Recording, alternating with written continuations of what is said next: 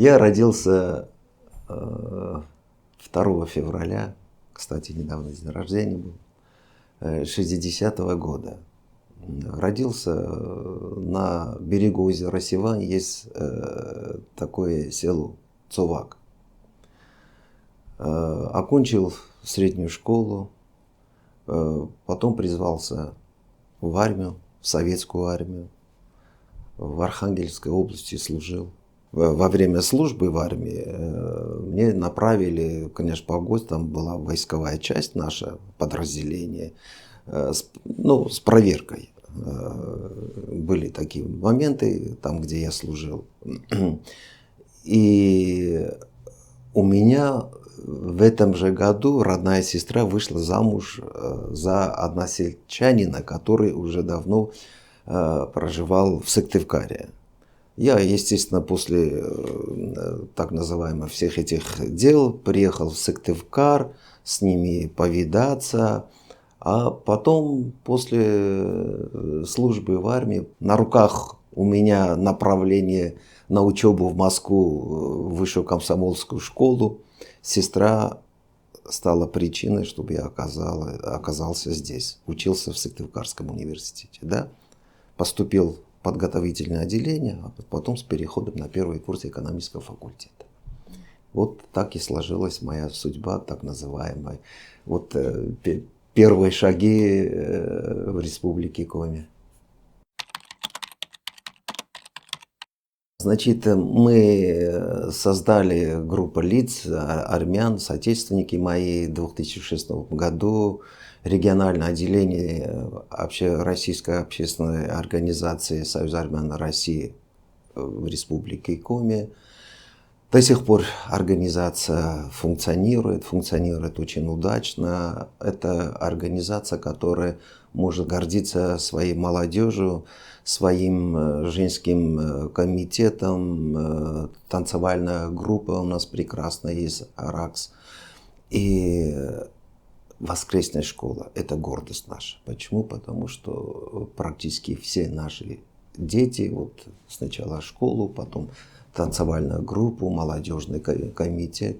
И самое интересное, что очень много есть уже пар, которые уже женились, именно познакомив со скамьей, со школьной скамьей воскресной. Сейчас очень сложно сказать количество людей, потому что, сами понимаете, очень многие переехали на юг нашей России, именно на юг нашей России. В Питер многие переехали, в Москву, то есть по разным причинам. Когда-то мы посчитали, что в республике более 3-3,5 тысяч армян проживает. Но при этом официальная статистика говорила о том, что гражданам России является примерно, если не ошибаюсь, по тем временам где-то около 900 человек. Но это не говорит о том, что мы со всеми знакомы и со всеми работаем. Наша организация открыта для всех, абсолютно для всех. Неважно, какой национальности люди не были. Мы рады приветствовать, когда сами самостоятельно приходят в наши ряды и с нами работают, радуемся вместе, делимся нашими традициями, армянским языком, ведь язык тоже очень древний, богатый, и наша культура очень богатая и древняя. И поэтому сказать конкретно сколько сейчас я очень сомневаюсь. Вот по подсчетам моим где-то не более 2-2,5 тысяч должно быть, может быть даже меньше. Скажу, что армяне это один из таких немногих уникальных народов, которые чтят свои традиции, культуру. Даже элементарно, смотрите, сколько бы армян ни находился, в какой бы стране ни находились они, в первую очередь они думают о том, как поставить на этой территории святой камень, который называется Хачкар. Вот эта святыня, это как раз говорит о том, что Мы соблюдаем и продолжаем соблюдать все вот эти традиции наших предков. Очень многие традиции, семейные традиции, культурные традиции мы сохраняем. Благодаря вот воскресной школы сегодня у нас дети изучают там армянский язык, и одновременно мы ознакомим их с историей Армении, с древней историей Армении, потому что я считаю, что уважая при этом, что мы, все граждане России, находимся здесь, и это наша родина, есть и историческая родина, но наши корни, как и в нашем уставе написано, мы должны, значит, именно вот эти ценности культурные, традиции наши и язык обязательно мы должны сохранить. Сохранить именно с помощью детей, молодежи и всех армян, которые проживают на этой территории. Знаете, я много путешествую и побывал практически везде, по всей нашей, имеется в виду России, да, во многих регионах. Честно я скажу, что чем привлекает Республика Коми, это добротой своего многонационального народа. Народ, который проживает здесь, честно говоря, порой даже мы не замечаем, кто здесь коренные люди, кто не коренные. Если, конечно, по внешности, как бы не определить по внешности, да. Был я в некоторых наших соседних даже регионах. Больше обладает даже не русский язык там, а местные. Вот, например, и в Чувашии я был, в Татарстане, за исключением, скажем, Казани, там чуть-чуть уже дальше от Казани уже там везде речь уже идет на татарском языке, да.